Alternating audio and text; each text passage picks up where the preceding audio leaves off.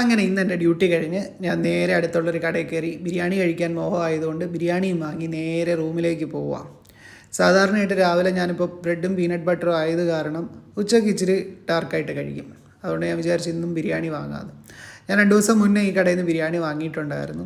കോട്ടയംകാരുടെ speciality ആണോ എന്നറിയില്ല, ഈ ബിരിയാണിക്കകത്ത് ചിക്കൻ ഫ്രൈ ആക്കിയിട്ടാണ് അവർ ബിരിയാണിയിൽ ഉൾപ്പെടുത്തുന്നത്. ഫ്രൈ ആക്കി കറിയാക്കിയതിന് ശേഷം ബിരിയാണിയിൽ ഉൾപ്പെടുത്തും. അതുകൊണ്ട് തന്നെ അതിനൊരു പ്രത്യേക ടേസ്റ്റാണ്.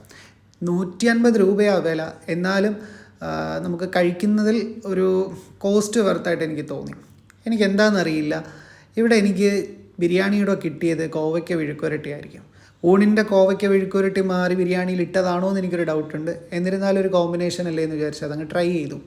അതിനുശേഷം ഇന്ന് എനിക്ക് തുണി അലക്കൽ പ്രക്രിയയാണ് നടത്താനുള്ള. കാരണം ഇഷ്ടംപോലെ തുണി കിടപ്പുണ്ടായിരുന്നു. 2-3 ദിവസമായിട്ട് അലക്കാതിരുന്ന തുണികളെല്ലാം കൂടെ കുന്നുകൂടിയപ്പോഴത്തേക്ക് ഞാനിന്ന് വിചാരിച്ച് ഇന്ന് തന്നെ അലക്കിയിട്ട് കാര്യമൊന്നും. അങ്ങനെ ഞാൻ എൻ്റെ തുണികളുമായിട്ട് എനിക്ക് അലക്കാനായിട്ട് സ്പേസ് തന്നിരിക്കുന്ന അങ്ങ് ടോപ്പിലാണ്. ടോപ്പ് നല്ല വ്യൂ ആണ്. അത്യാവശ്യം അങ്ങോട്ടും ഇങ്ങോട്ടുമുള്ള എല്ലാ ഏരിയാസും കാണാനായിട്ട് പറ്റുന്നൊരു ടോപ്പ് വ്യൂ പോയിൻ്റുള്ള ഒരു ഏരിയയാണ്. അവിടെ കൊണ്ടുപോയി അലക്കൽ പ്രക്രിയ ആരംഭിച്ചു.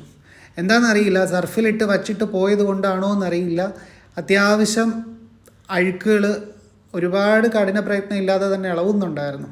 അതുകൊണ്ട് ഒരുപാട് നമുക്ക് സ്ട്രഗിൾ ചെയ്യേണ്ടി വന്നില്ല.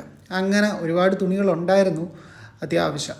അതുകൊണ്ട് തന്നെ ഈ അലക്കുന്ന തുണികളിൽ ഏകദേശം വിരിക്കാനുള്ള തുണികളുള്ള സ്പേസ് ഈ പറഞ്ഞ ടോപ്പ് വ്യൂവിലില്ല. അതുകൊണ്ട് തന്നെ അത്യാവശ്യമുള്ള ഒരു 3-4 തുണികൾ മാത്രം മുകളിലിട്ട് ഉണക്കുക എന്നുള്ളത് മാത്രമേ അവിടെ ചെയ്യാൻ പറ്റൂ.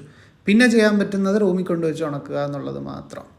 അങ്ങനെ ആദ്യത്തെ ഒരു പിടിയൊക്കെ കഴിഞ്ഞതിന് ശേഷം നേരെ വെള്ളം ഒഴിച്ച് ആ ഇട്ട തുണികൾ ഒന്നും കൂടെ പിഴിഞ്ഞെടുക്കാനുള്ള ശ്രമമാണ്. ഇതിനിടയിൽ എൻ്റെ ഒരു കൂട്ടുകാരൻ വന്നിട്ടുണ്ടായിരുന്നു. അവനായിരുന്നെങ്കിൽ കുറേ നേരം സംസാരിച്ചിരുന്നു. അവസാനം സംസാരിച്ചിരുന്നതിന് ശേഷം നമ്മൾ വിചാരിച്ചു എന്തായാലും വൈകുന്നേരം 4 മണിയായി, ചായ കുടിക്കാനായിട്ട് ഇറങ്ങാം.